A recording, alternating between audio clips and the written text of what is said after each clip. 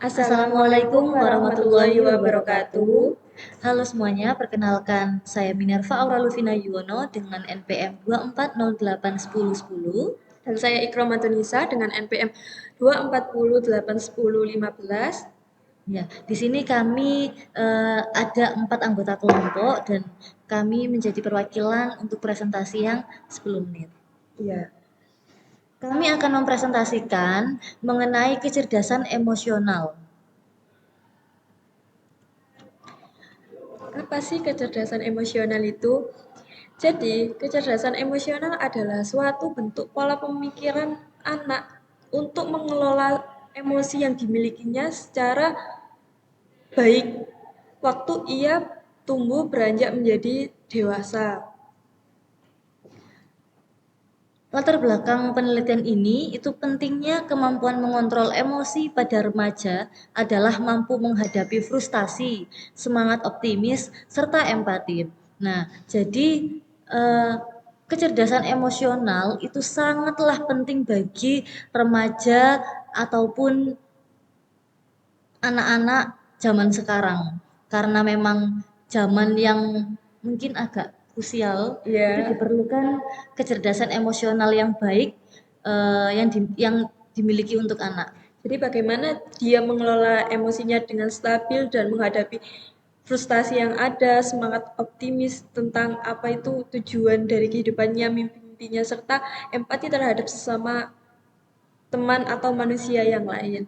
Pola asuh adalah suatu cara yang digunakan orang dalam mencoba berbagai strategi untuk mendorong anak-anaknya mencapai tujuan yang diinginkan.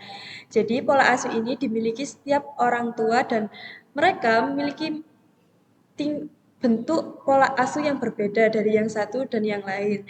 Karena setiap orang tua memiliki tujuan yang berbeda pula bagaimana tentang kedepannya anaknya menjadi apa. Rumusan masalah yaitu melihat apakah pola asuh orang tua berpengaruh terhadap kecerdasan emosi pada remaja. Pola asuh orang tua sangat berpengaruh terhadap kecerdasan emosi pada remaja karena pola asuh yang seperti apa yang diterapkan terhadap anak bisa menyebabkan kecerdasan emosi pada remaja itu bisa baik maupun kurang baik seperti itu. Kajian teori dari teori ini adalah kecerdasan emosional terdiri dari beberapa aspek seperti mengelola emosi dan kesadaran diri. Mengelola emosi mulai dari mengendalikan emosi dari itu yang emosi baik menjadi emosi buruk atau emosi buruk menjadi emosi yang lebih baik dan kesadaran diri di mana mereka masing-masing memiliki kesadaran diri untuk tetap berpegang teguh menjadi dirinya sendiri. Pola asuh ini dibedakan menjadi 3 macam, yaitu ada pola asuh otoriter, permisif, dan otoratif. Ya, di sini disebutkan bahwa ada 3 macam pola asuh yang dapat diterapkan oleh orang tua, yaitu otoriter, seperti yang sudah disebutkan tadi, permisif, dan otoritatif. Yang pertama otoriter. Otoriter adalah pola asuh yang memaksa anak untuk memenuhi atau mematuhi peraturan-peraturan yang dibuat oleh orang tua.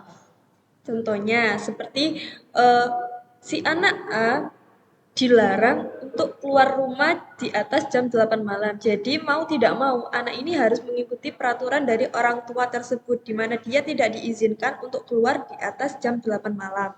Ada contoh lain lagi nih.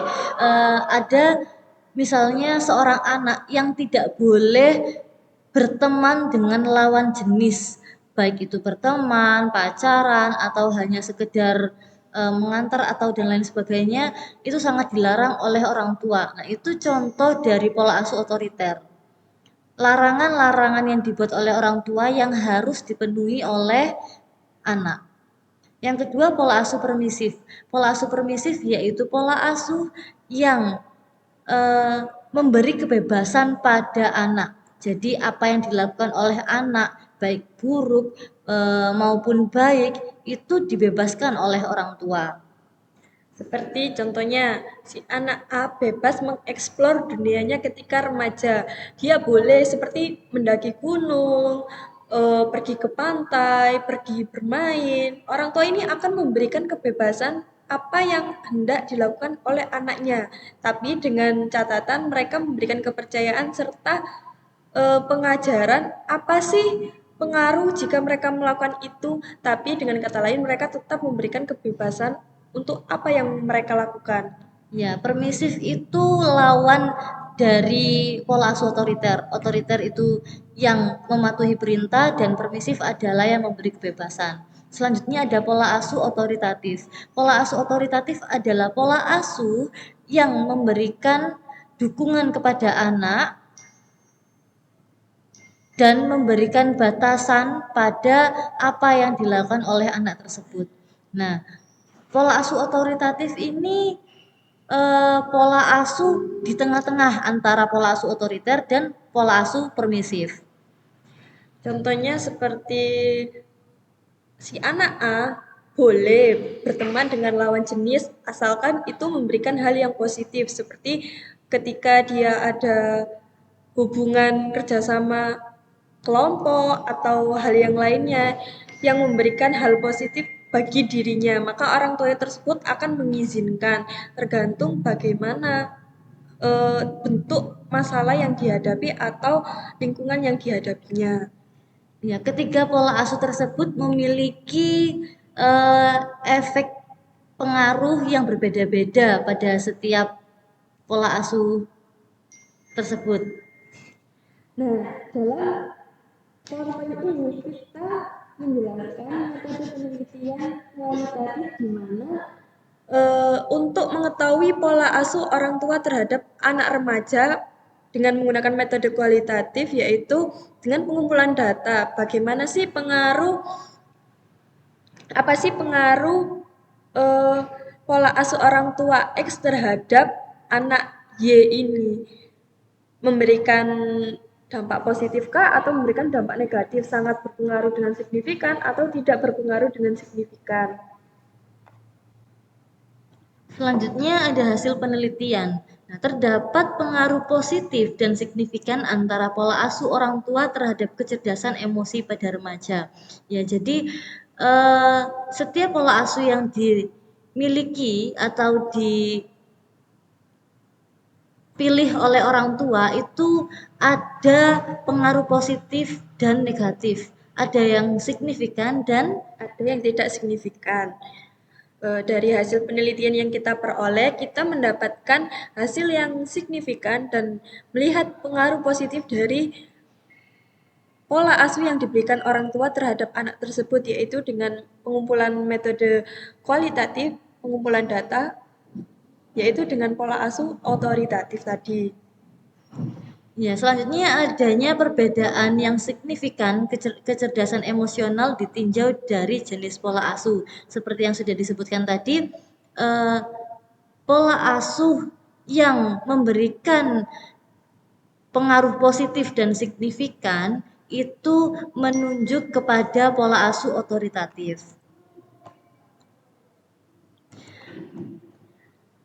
Ya, kita kembali ke pola asuh, ketiga macam pola asuh. Otoriter, permisif, dan otoritatif. Apa sih dampak yang diterima oleh si anak jika melakukan atau memilih salah satu pola asuh tersebut? Yang pertama, otoriter. Tadi otoriter adalah pola asuh yang memaksa kehendak orang tua, yang harus menuruti perintah orang tua. Nanti dengan tersebut ya akan menjadi anak yang terkekang dan merasa tidak diberikan kepercayaan oleh orang tua sehingga anak tersebut menjadi berontak. tidak dihargai dan tidak dianggap dirinya. Sedangkan jika kita memberikan pola asuh permisif, mereka akan cenderung menggunakan kebebasan tersebut lebih rawan ke hal yang negatif. Lalu yang terakhir adalah otoratif. Adalah bentuk pola asuh yang sangat mendukung bagi perkembangan lingkungan kita yang sekarang di Gen Z ini sangat-sangat mendukung, di mana orang tua tetap memberikan kebebasan namun mereka juga memberikan sebuah kepercayaan. Sekian dari kami, apabila ada banyak salah kata kami mohon maaf. Kami pamit undur diri. Wassalamualaikum Warahmatullahi warahmatullahi wabarakatuh. wabarakatuh.